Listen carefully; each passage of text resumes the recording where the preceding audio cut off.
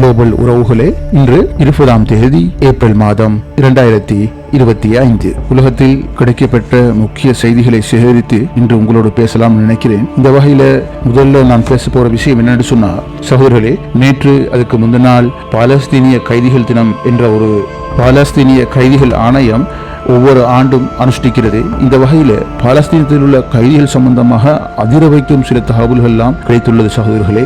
அதாவது பாலஸ்தீனத்தில் 2 வீதமான ஆண்கள் தற்போது இஸ்ரேலிய சிறைச்சாலைகளில் காணப்படுவதாக பாலஸ்தீனிய கைதிகள் ஆணையம் தெரிவித்துள்ளது. இதுல என்ன விஷயம் சொன்னா சகோதரர்களே, சுமார் 400க்கும் மேற்பட்ட குழந்தைகள் இஸ்ரேலிய சிறைச்சாலைகளில் காணப்படுவதாக இந்த ஆணையம் குறிப்பிட்டுள்ளது.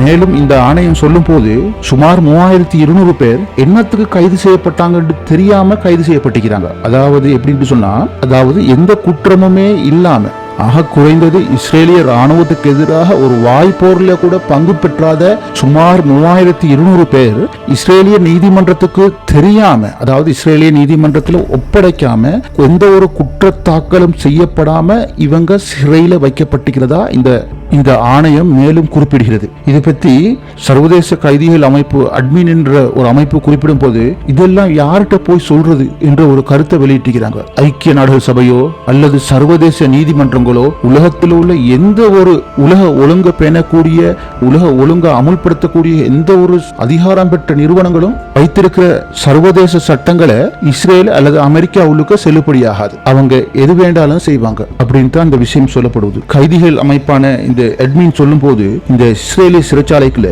பாலஸ்தீனியர்கள் சித்திரவதை, துஷ்பிரயோகம், பாலியல் ரீதியான துன்புறுத்தல்கள் மற்றும் பட்டினி போடுதல், இப்படி பல்வேறுபட்ட ஒரு டார்ச்சரை கொடுத்து அந்த பாலஸ்தீனிய கைதிகளை சிறைப்படுத்தி வைத்திருக்கிறாங்க. சகோதரர்களே, உங்களுக்கு தெரிந்திருக்கும், இன்றைக்கு கிறிஸ்தவர்களுடைய முக்கியமான ஒரு நாள், அதாவது ஈஸ்டர் திருநாள். இப்படிப்பட்ட ஒரு முக்கியமான ஒரு நாள்ல பாலஸ்தீனியத்தில் உள்ள மிகப்பெரிய கிறிஸ்தவ போதகர் ஒரு கவலையான செய்தியை உலகத்துக்கு தெரிவித்திருக்கிறார். அதாவது இந்த இஸ்ரேலுடைய அட்டகாசம் அநியாயம் எல்லை கடந்து விட்டது. உலக கிறிஸ்தவ தலைவர்கள், சேர்ச் தேவாலய தலைவர்கள் எல்லாம் மௌனம் காப்பது எனக்கு ஒரு ஆச்சரியத்தை தருகிறது. பயமும் விரக்தியும் கவலையும் கொடுமையும் நிறைந்துதான் இந்த பாலஸ்தீனத்தில் இன்று ஈஸ்டர் திருநாள் கொண்டாடப்படுகிறது. சிறுவர்கள், வயோதிபர்கள் என்று மக்கள் பாரபட்சமின்றி கொல்லப்படுகிறார்கள் அப்படின்னு சொல்லி தன்னோட கவலையை இந்த ஈஸ்டர் தினத்தில் பாலஸ்தீனிய மத போதகர் தனது கருத்தை வெளியிட்டிருக்கிறார். நேற்று மற்றும் அதற்கு முந்தின நாள், அதாவது 19, 18ஆம் தேதியில் மாத்திரம் சுமார் 48 மணித்தியாலத்துக்குள்ளே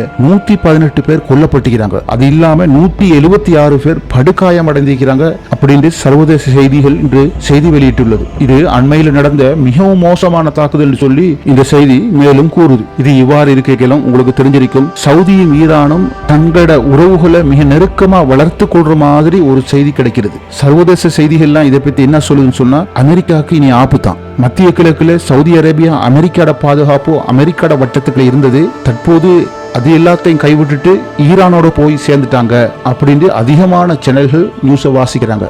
அதாவது சகோதரர்களே, சவுதி அரேபியாவுடைய இளவரசரோட தம்பி சகோதரர் காலித் பின் சல்மான், இவரு சவுதி மன்னருடைய ஏதோ ஒரு ரகசிய செய்தி எடுத்துக்கிட்டு ஈரானுக்கு உத்தியோகபூர்வ விஜயம் ஒன்றை செஞ்சிக்கிறார். காலித் பின் சல்மான் யாரு? இளவரசருடைய சகோதரர் தான். இருந்தாலும் இவர் சவுதி அரேபியாவுடைய தற்போதைய பாதுகாப்பு அமைச்சர். இவர் தான் தற்போது ஈரானுக்கு போய் ஏதோ ஒரு ரகசிய செய்தியை ஈரான் ஜனாதிபதிக்கு கொடுக்காம ஈரானுடைய ஆன்மீக தலைவர் கொமேனி அவர்களுடைய கையில கொடுத்திருக்கிறார். அது என்ன தகவல் சொல்லி இதுவரையும் ஊடகங்கள்ல பெரிதா ஒன்றும் வரையில.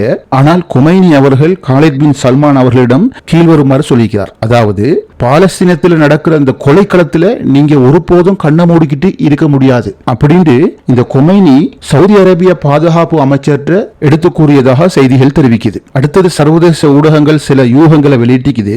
அதாவது இந்த சவுதி அரேபியா பாதுகாப்பு அமைச்சர் ஈரானுடைய தலைவர் ஆயத்துல்லா கொமைனி அவர்களிடம் கொடுக்கப்பட்ட அந்த ரகசிய கடிதம் அமெரிக்காவுடைய தூதாக இருக்கலாம் என்று அந்த ஊடகங்கள் சில யூகங்களை எழுப்பிக்குது. எது எப்படியோ சகோதரர்களே, ஈரானை பொறுத்தவரையில் ஈரான் தெளிவாகத்தானே இருக்குது. இன்று கூட உங்களுக்கு தெரியும், ரோமில், அதாவது இத்தாலி தலைநகரம் ரோமில் அமெரிக்காவுக்கும் ஈரானுக்கும் பேச்சுவார்த்தை நடக்குது. இந்த பேச்சுவார்த்தை நடக்கிறதுக்கு சில மணித்தியாலங்களுக்கு முன்னுக்க ஊடகங்கள் போய் ஈரான் வெளிவிவகார அமைச்சர் இஸ்மாயில் வஹாப் அவரிடம் ஊடகங்கள் பேட்டி எடுத்தது. அப்போது வெளிவிவகார அமைச்சர் இஸ்மாயில் வஹாப் அவர்கள் சொன்ன தெளிவான விஷயம் என்ன தெரியுமா?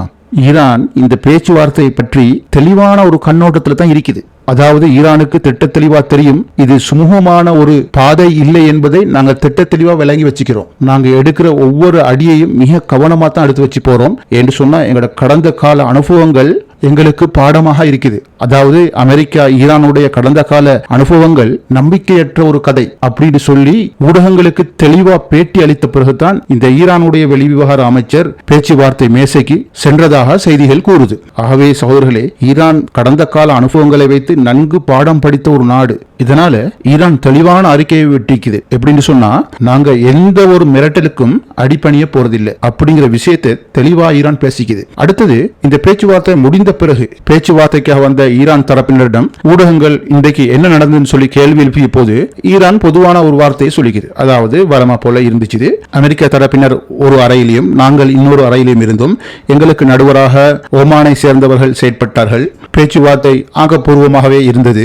சாத்தியமான விடயங்களை தொடர்ந்து முன்னெடுத்து செல்ல ஈரான் தயாராக உள்ளது. பிறகு ஏப்ரல் 26ஆம் தேதி இந்த நிலைமைகளை முன்னெடுத்து செல்வதற்காக ஓமானில் 3வது சுற்று பேச்சுவார்த்தை நடைபெறும் என்று ஈரான் தரப்புல ஊடகங்களுக்கு பதில் வழங்கிக்கிறாங்க. சென்ற முறை ஓமான்ல நடந்த பேச்சுவார்த்தையின் போது வெளியே வந்த ஈரான் தரப்பினர் என்ன பதில் வழங்கினாங்களோ அதே மாதிரி ஒத்த ஒரு பதிலை தான் இப்போதும் ஊடகங்களுக்கு சொல்லி போட்டு போய்க்கிறாங்க. ஆனால் அமெரிக்கா வெளியால போய் ஈரான் இந்த பேச்சுவார்த்தைக்கு அடிபணிந்து வரவே இல்லை என்று சொன்னா எங்களோட விமானங்கள் எல்லாம் தயாராக இருக்கிறது, ஈரான் மீது குண்டுமழை பொழிவதற்கு அப்படி இப்படின்னு சொல்லி அமெரிக்கா தான் ஊடகங்களுக்கு சொல்லி வருவதை தவிர பேச்சுவார்த்தை மேசையில அமெரிக்கா அடங்கித்தான் வாசிப்பதாக தகவல்கள் அங்கங்கே கசிகிறது. ஈரான் எங்களோடு இந்த விஷயங்களை மாத்திரம்தான் பேச வேண்டும், இந்த விஷயங்களை நாங்கள் பேசவே மாட்டோம், அதுவும் உங்களோடு நாங்கள் நேரடியாக பேசுவதற்கு நீங்கள் தகுதியானவர்கள் அல்ல, நாங்கள் ஒரே இடத்தில் இருந்தாலும் நீங்கள் வேறு அறையில் தான் இருக்க வேண்டும், எங்களோடு நீங்கள் நேரடியாக பேச முடியாது என்று ஈரான் நிபந்தனையோடு தான் இந்த பேச்சுவார்த்தைக்கு சென்றுள்ளது.